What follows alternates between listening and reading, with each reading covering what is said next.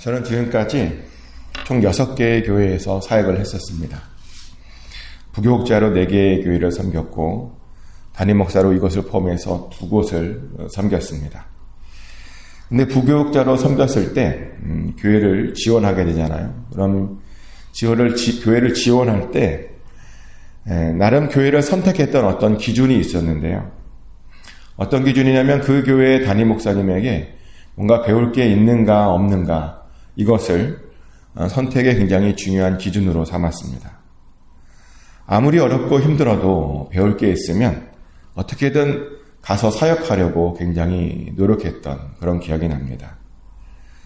근데 나중에 보니까 그거보다 더 중요한 것이 있음을 알게 되었는데 어떤 걸 알게 되었냐면 아무리 배울 게 있어도 그 교회의 담임 목사님의 그릇이 크지 않으면 정말 아무것도 배울 수 없음을 알게 되었습니다.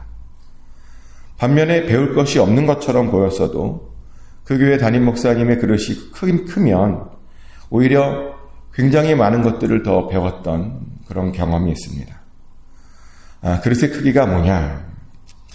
그릇의 크기에 대해서 많은 사람들이 다른 생각을 할 수 있는데요. 저는 이 그릇의 크기를 이렇게 정의하는데 부교육자들의 의견을 잘 들어주는 것, 어떻게든 사람들과 동역하려고 하는 것, 그리고 그 부교육자들의 장점들을 잘 끌어내서 같이 재밌게 사역하게 하는 것을 저는 그 담임 목사의 그릇의 크기라고 생각을 합니다. 실제로 부교육자들이요, 신이 나서 사역을 하면 교회가 잘 돌아갑니다. 부교육자뿐이겠습니까? 성도님들요, 신이 나서 사역하면 교회가 잘 돌아갑니다. 근데 부교육자도 그렇고 성도님도 그렇고 신이 나지 않으면 절대로 교회가 잘 돌아가지 않습니다. 근데 어떤 목사님은 부교육자들로 하여금 신이 나서 사역하게 하는, 그렇게 해주는 목사가 있는가 하면 어떤 목사님은 정말 신기하게 그냥 부교육자들이 의무감으로 사역을 하게 만드는, 참 희한한 재주예요. 그런 목사님들도 있더라고요. 근데 그렇게 부교육자들로 하여금 의무감만으로 사역을 하는 그 교회 담임 목사님에게는 공통된 특징이 하나 있는데요. 여러 의견들 중에 정말 신기하게 이상하게 안 좋은 의견을 딱 잡는 그런 신기한 능력을 가지고 있었습니다. 보통은 일주일에 한 번씩 모든 교육자들이 회의를 하죠. 그리고 여러 안건들에 대해서 이런저런 이야기를 나누는데, 근데 어떤 목사님은 신기하게 정말 좋은 의견을 선택해야 되는데 아부를 잘하는 목사님의 그런 의견을 항상 잡는 거예요. 그러다 보니까 점점 교회가 산으로 가고요. 그래서 보면 성도님들이 힘들어하고 교회는 점점 어려워지고, 그래서 그것 때문에 저도 굉장히 힘들어서 그만두었던 기억이 나는데, 그때 알게 되었습니다. 좋은 리더란 정말 무엇이 좋은 의견인지만 분별할 줄 알아도 정말 좋은 리더가 아닌가라는 생각을 그때 해보게 되었습니다. 근데 나중에 제가 알게 된 건데, 그렇게 하게 하시는 분도 또 하나님이시더라고요. 왜 그 담임 목사가 좋은 의견이 아니라 아부를 잘하는 사람의 의견을 선택하는가 보면 하나님께서 그 목사님을 심판하기 위해서 그렇게 하셨던 것이더라고요. 그 목사님을 심판하기 위해서 영적인 눈을 가렸던 겁니다. 그래서 교회가 점점 어려워졌던 겁니다. 근데 오늘 본문의 상황이 보면 이 압살롬이요, 딱 지금 그런 상황입니다. 압살롬은 정말 놀랍게도 다윗이 도망가버린 예루살렘 성을요, 정말 쉽게 점령할 수 있었습니다. 모든 것들이 아히도벨이라고 하는 탁월한 조언자 덕분이었습니다. 그가 얼마나 탁월한 조언자였냐면 성경은 그를 이렇게 평가합니다. 사무엘하 16장 23절 말씀인데요. 이런 이야기가 있습니다. 그때 아히도벨이 베푸는 계략은 사람이 하나님께 물어서 받은 말씀과 같은 것이라 아히도벨의 모든 계략은 다윗에게나 압살롬에게나 그와 같이 여겨졌더라 라고 되어 있습니다. 아히도벨의 계략은요, 하나님께서 물어서 받은 말씀과 같을 정도랍니다. 그것은 다윗도 그렇고 압살롬도 그렇고 다 그것이 그렇다라고 하면서 인정했답니다. 너무 놀라운 평가 아닙니까? 도대체 얼마나 탁월한 전략가이길래 그가 세운 계획은 하나님에게서 나온 계획과 같다라고 말할 정도일까요? 아무튼 그런 확실하게 탁월한 조력자, 그런 조언자가 맞았던 게 확실히 압살롬이 아히도벨을 의지했습니다. 그런데 그 아히도벨이 아주 중요한 제안을 해요. 이제 아주 중요한 시기거든요. 어떤 제안을 하냐면 자기에게 12,000명을 달래요. 그러면 그 밤에 다윗을 쫓아가서 다윗을 죽이겠답니다. 지금 다윗은 굉장히 피곤한 상태다 보니 지금 기습하면, 그래서 그를 무섭게 하면 그 주변에 있는 사람들이 다 도망가 버릴 거랍니다. 그러면 다윗만 남아서 다윗을 쉽게 자기가 죽일 수 있을 것 같답니다. 그리고 그렇게 다윗을 죽이면 모든 이스라엘 백성들이 다 압살롬에게로 돌아올 것이다 라고 하는 아주 중요한 전략을 압살롬에게 아히도벨이 말해줍니다. 정말 너무 좋은 계획이었습니다. 왜냐하면 실제로요, 다윗은 정말 아히도벨의 말대로 너무나 힘이 빠져 있었기 때문입니다. 얼마나 힘이 빠졌냐면요, 요단강을 바로 앞에 두었는데 건너가지 못하고 힘이 없으니까 나룻가에서 지금 진을 치고 머물러 있었기 때문입니다. 정말 좋은 계획이었습니다. 그런데요, 그런 좋은 계획을 듣고 나서 압살롬이 참 이상한 결정을 하나 해요. 뭐냐면 아히도벨의 계획이 이렇게 좋은데 후세도 불러서 후세의 계략도 들어보기로 한 겁니다. 근데 후세가 누군지 아십니까? 다윗이 압살롬에게 심어놓은 스파이입니다. 후세는요. 근데 아무것도 모르고 압살롬은요, 후세의 의견도 듣고 싶다고 후세도 부른 겁니다. 그러며 후세에게 압살롬의 계획이 이러이러한데 어떻게 생각하는지를 물어보게 되죠. 당연히 후세는 그 아히도벨의 계획을 반대했습니다. 왜냐하면 정말 그 아히도벨의 계획대로 하면 다윗이 꼼짝없이 죽는 것이었거든요.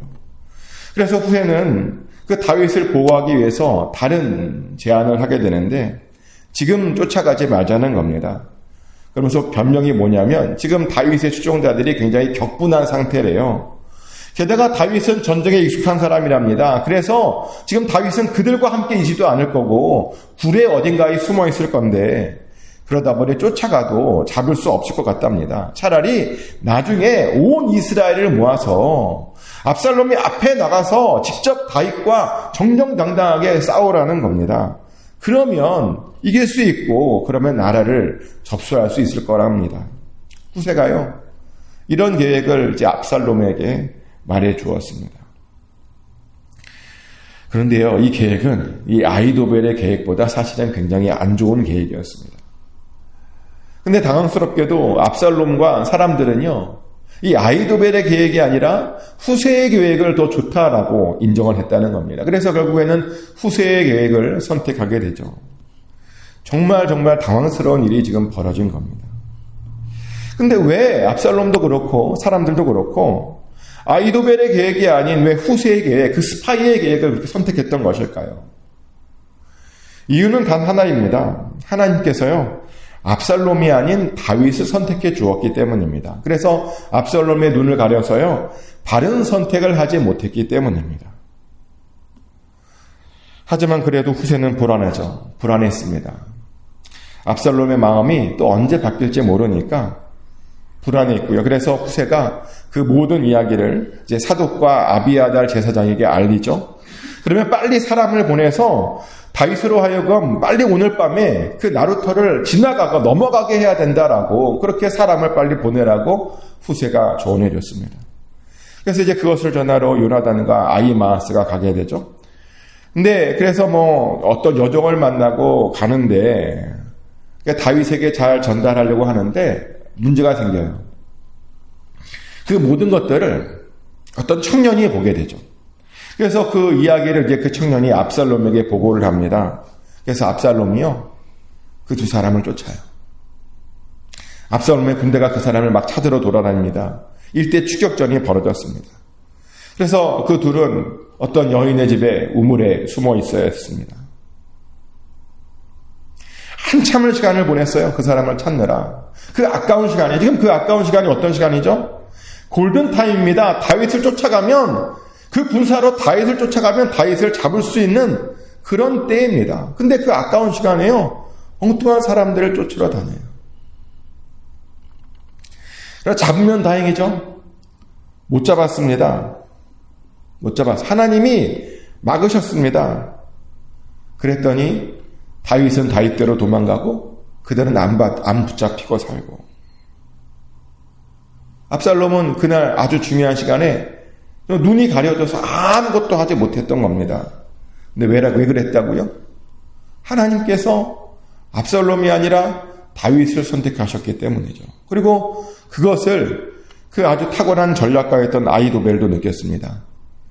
자신의 좋은 계획이 실행되지 못하는 것을 보고, 또 압살롬이 엉뚱한 짓을 하고 있는 것을 보고 느꼈습니다. 그래서 그 아히도벨이요, 그 길로 나귀를 타고 자기 집으로 돌아갑니다. 그리고 집으로 가서 그 집을 정리하고 스스로 목매어 죽었다라고 오늘 이야기는 끝이 납니다.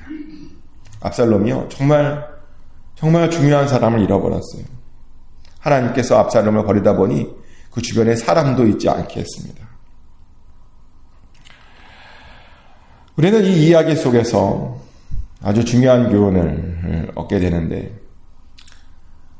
압살롬이 참 기이한 행동을 했잖아요.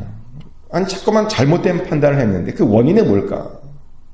왜 압살롬은 엉뚱한 판단을 하고 엉뚱한 선택을 하고 엉뚱한 데 자꾸만 시간을 낭비하는 걸까? 왜냐하면요, 압살롬이 사실은 그 앞전에 하나님 앞에서 하지 말아야 될 짓을 했기 때문이죠. 절대로 하지 않아야 됐을 일을 했습니다. 그게 사무엘하 16장 21절에 나와요. 압살롬이 어떤 짓을 했느냐? 제가 읽어드리겠습니다. 16장 21절 말씀인데요. 아히도벨이 압살롬에게 이르되 왕의 아버지가 남겨두어 왕궁을 지키게 한 후궁들과 더불어 동침하소서. 그리하면 왕께서 왕의 아버지가 미워하는 바 됨을 온 이스라엘이 들으리니 왕과 함께 있는 모든 사람의 힘이 더욱 강하여지리이다 하니라. 아히도벨이 압살롬에게 어떻게 하면 그들의 힘이 더 강해질 수 있는가에 대한 그런 전략을 제시했습니다. 그 전략이 뭐냐면, 왕궁에 남아있는 후궁 10명과 압살롬의 모든 사람들 앞에서 동침을 하는 겁니다. 그러면 사람들이 압살롬이 다윗을 얼마나 미워하는지를 알게 될 것이고, 그러면 그들이 더 힘을 얻게 될 것이고 또 용기를 얻게 될 것이고, 그러면 그들이 더 강하게 될 것이다 라고 아히도벨이 그렇게 압살롬에게 제안을 했습니다. 그리고 이 제안대로 정말 압살롬이요, 그 아버지의 후궁들을 많은 사람들 앞에서 동침을 하게 되죠. 그런데 사실 이것은요, 절대로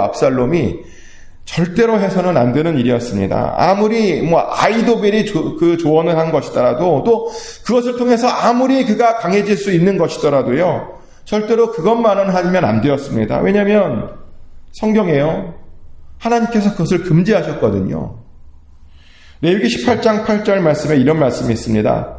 너는 내 아버지의 아내의 하체를 범하지 말라. 이는 내 아버지의 하체니라. 분명 하나님께서는 레위기에서 모든 사람들에게 그 아버지의 아내의 첩을 다 포함하는 거예요. 범하지 말라라고 경고하셨습니다. 그러면 그 땅에서 반드시 끊어지겠다. 하나님께서요, 반드시 죽이시겠다라고 그렇게 경고하셨습니다. 사람들이 죽이는 게 아니에요. 하나님께서 그 땅에서 반드시 끊어내시겠다라고 그렇게 경고하셨다는 겁니다. 그런데요, 압살롬이 이것을 어겼어요. 이스라엘의 왕이 한번 되어보겠다고, 더 강해져 보겠다고 하나님의 말씀을 어긴 겁니다. 그래서 심판받은 겁니다. 그런데 이것에 대해서 어떤 사람들은 이런 이야기를 해요. 아니, 사실 이것은 다윗이 밧세바를 범했을 때 그 죄에 대한 대가로 하나님께서 심판하신 건 아니냐. 물론 그래요. 다윗이 밧세바를 범하고 우리아를 죽였을 때 하나님께서 다윗에게 3가지 재앙을 내리잖아요. 첫 번째는 다윗과 밧세바 사이에 태어난 아들이 죽을 것이고, 두 번째는 그 아들들 사이에 칼이 끊임없이 계속 될 것이고, 칼싸움이. 그 다음에 3번째가 뭐냐면 그의 아내들도 겁탈당할 거게 될 것이다 라고 하는 그런 재앙에 대해서 말씀하셨습니다. 그래서 사실 그 후궁들이 당한 일은요, 다윗의 죄에 대한 그런 심판이긴 합니다. 그런데요, 그런 심판을 굳이 아들인 압살롬이 할 필요는 없었죠. 압살롬이 안 했다면 다른 누군가가 했을 겁니다. 다윗을 심판하겠다고 그런 더러운 짓을 굳이 아들이 나서지 않아도 되었다는 겁니다. 하지만 압살롬은요, 조금 더 강해질 수 있다는 말에, 그들이 조금 더 힘을 낼 수 있다는 말에 그 아이돌벨의 말을 듣고 그 더러운 짓을 했다는 겁니다. 하나님께서 정말 싫어하는 그 짓을 했다는 겁니다. 그래서 결국 하나님께 버림받았습니다. 하나님께서 다윗 편에 서 주었습니다. 정말 죄를 저지르지 말아야 되는데 저지르지 않아야 되는 죄를 저질렀습니다. 우리가요, 아무리 방향이 맞더라도 절대로 불법을 저지르면 안 됩니다. 어떻게든 하나님의 방법으로 우리가 나아가야 되는 겁니다. 저는 이런 생각을 해봐요.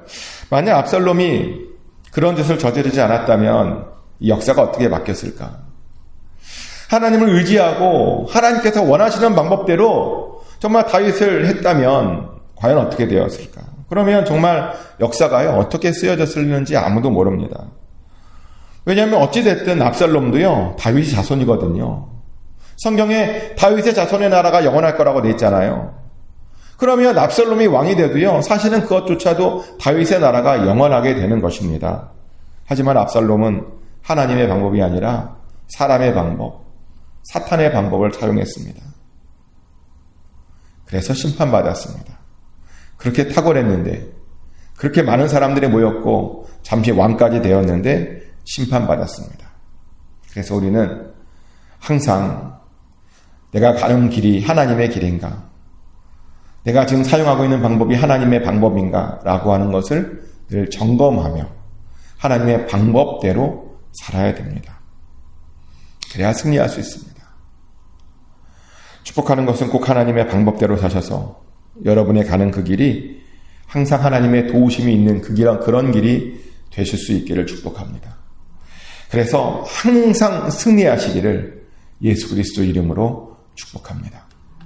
기도하겠습니다. 하나님, 우리가 지금 가고 있는 이 길의 방향을 다시 한번 점검하기 원합니다.